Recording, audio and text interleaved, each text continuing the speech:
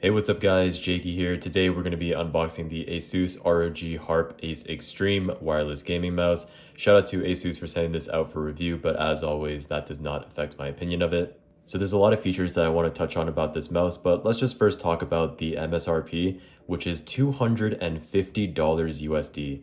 So obviously this is for a very niche customer segment. It's definitely targeting those high-end mouse enthusiasts, coming in at $250, which is absolutely insane. Even other mice that I would consider on the higher end, such as the Viper V3 Pro here and the G Pro Superlight 2, only retail at around $200. So the fact that the Harpe Ace Extreme comes in at $250 means that it has to provide some crazy features. So let's get this thing open and we can talk about what this mouse comes with. Starting with the box here, the box is actually huge.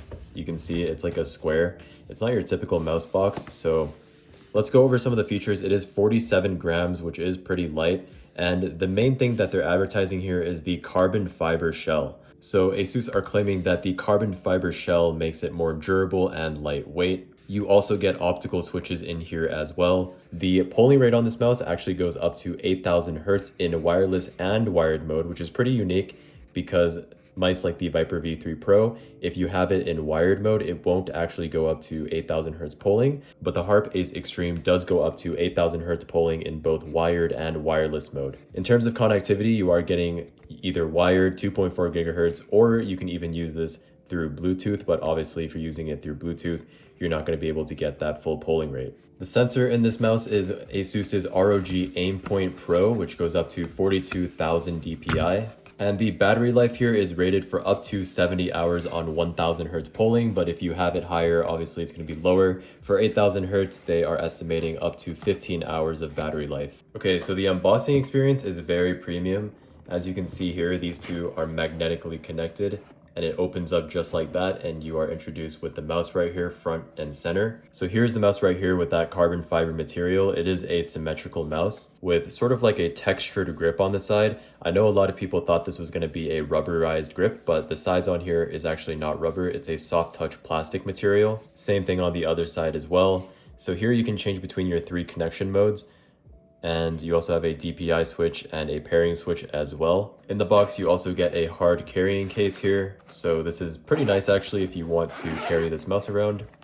Inside of the case, you get your 8000 Hertz receiver right here. Very, very chunky. This is their polling rate booster, and apparently you can use this booster. You can buy this separately and use it with their other products as well to achieve 8000 Hertz polling rate with their other products, which is very cool. This right here, you put the booster in on this side, and then this is just the USB-C connection. And here is your USB-C cable, braided USB-C cable to USB-A. Pretty nice quality cable there. Very nice to see. And then right here, you get your standard dongle, and that's all that's in the case. And separately here, we do get some grip tape. So you have rubberized grip tape for mouse 1, mouse 2, and the sides. And then here are those glass skates that I mentioned. So you can swap these glass skates out for a smoother glide on the mouse if you don't want to use the included stock PTFE skates. You also get an extra set of PTFE skates. And then you also get a microfiber cloth, some cleaning wipes, and of course you also get documentation to go along with it,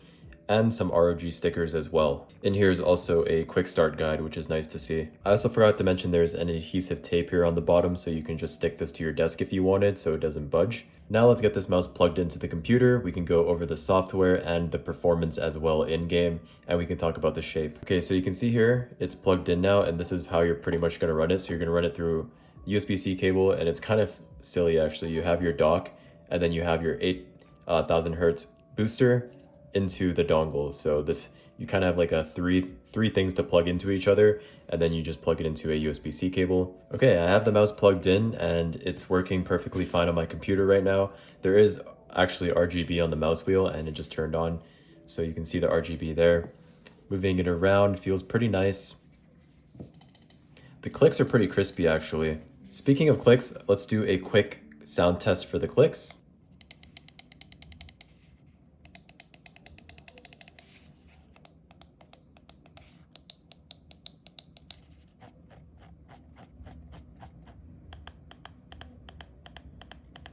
So the clicks actually feel pretty good. I really have no complaints about them. They're very tactile, very crispy.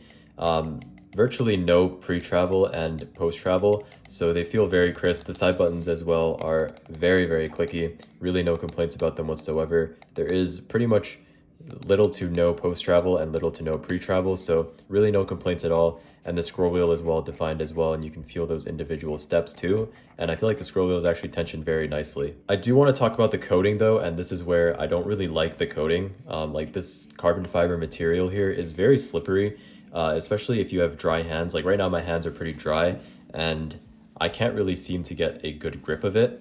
If my hands are a little bit moist, the grip does improve, but I would recommend using grip tape if you have dry hands most of the time. If you have like more, a little bit moist hands, then it's not as bad, but definitely if you have dry hands, I would definitely use grip tape on this mouse. In terms of grip, my Viper V3 Pro definitely feels a lot better. The Viper V3 Pro feels a lot more grippy, both when you have dry hands and when your hands are moist. Whereas with the Harpe Ace Extreme, I mean, when I have moist hands, it grips fine, but when they're dry, I can't really seem to get a good grip on the mouse. Let's also touch on the shape really quickly. So my hands are 19 centimeters by 10 centimeters. And when you compare this to something like the G Pro Superlight 2 on Elo shapes, you can see here that the front of the Harpe Ace Extreme is lower and the back hump of the Harpe Ace as well is a little bit higher and protrudes further back than the G Pro Superlight 2. So it does actually feel pretty similar to the G Pro Superlight 2 in the hand, but I would actually say it feels a little bit more comfortable than the G Pro Superlight 2 just because that front end is a little bit more low and you have a little bit more support towards the back, especially if you're a claw gripper. It feels a lot more comfortable because you have that hump supporting your hand. I would say this mouse is pretty suitable for most grip styles. Claw grip and fingertip grip are definitely the way to go on the Harpe Ace Extreme. You can also do a palm grip if you want, but you will need a little bit smaller hands if you are a palm gripper. If you have anything above like 19 by 10 centimeter hands, I would not really recommend palm gripping it. So yeah, here it is compared to the Viper V3 Pro. It is slightly lower in the front compared to the Viper V3 Pro, but it's not as drastic as the G Pro Superlight 2. And then towards the back as well, again, same story with the G Pro Superlight. When you compare the Harpe Ace to the Viper V3 Pro, you have the more pronounced hump on the Harpe Ace. I really actually have no complaints about the shape at all. This is actually a really nice shape, and I could definitely see myself using this mouse, like maining this mouse just in terms of the shape. It actually feels very comfortable in my hand, and I feel like I could aim really, really well on it. Alright guys, so I did have an entire recording before where I went over the software of the mouse, but it got corrupted and I already uninstalled the software and I don't want to reinstall it again. And it's not because I'm lazy, okay? I wanted to actually talk about this. So the ROG Harpe Ace Extreme uses the Asus or the ROG Armory Crate software, and they have a light version of it called the Armory Gear Crate, I believe it's called. It's a lighter version of their Armory Crate software, with less features. But I don't know why when I installed the software, it literally installed like 8 different things onto my computer that I had to uninstall. So when I went to uninstall the software, there was legit like 8 things in my control panel that I had to click on and uninstall, which is a little bit crazy. You would think that it would just install that one software and that's the only thing I would need to install, but no, it literally installed like 8 different services for the mouse, like one for the receiver, like the 2.4 gigahertz receiver, and then one for the actual software, and then there was also like another thing for the mouse itself. So I've really never seen that before, and yeah, it really makes me just not want to install it again. But if you are installing the software, I mean, it's perfectly usable. It does pretty much everything you'd want it to do. There's a tab for remapping all of the clicks if you want to do that. And then there's a tab where you can obviously choose your DPI.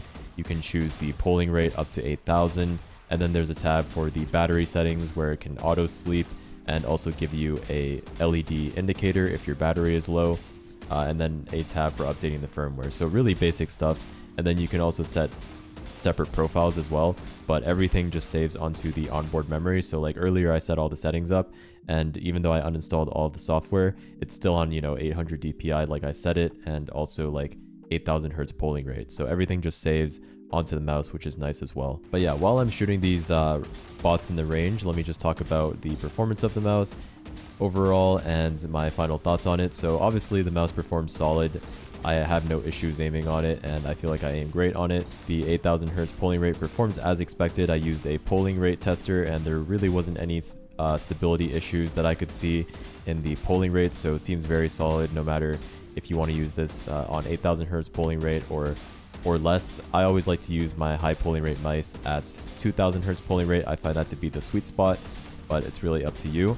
But really my final thoughts on the mouse, honestly, I think the $250 price point is a little bit ridiculous. Like for $250 USD, if I am buying a mouse, I want that mouse to mid-game, like just suck me off mid-game. I don't know, just instantly give me radiant. You know what I mean? So this mouse is really targeted towards a niche customer segment. Like if you are a mouse enthusiast and you like collecting mice and stuff like that, and you don't mind spending $250 on a mouse to just collect or whatever, then this mouse is definitely for you. There's really no performance issues or anything with it. Build quality wise, I mean, it's just your typical plastic gaming mouse, so there's really no concerns with it or anything like that.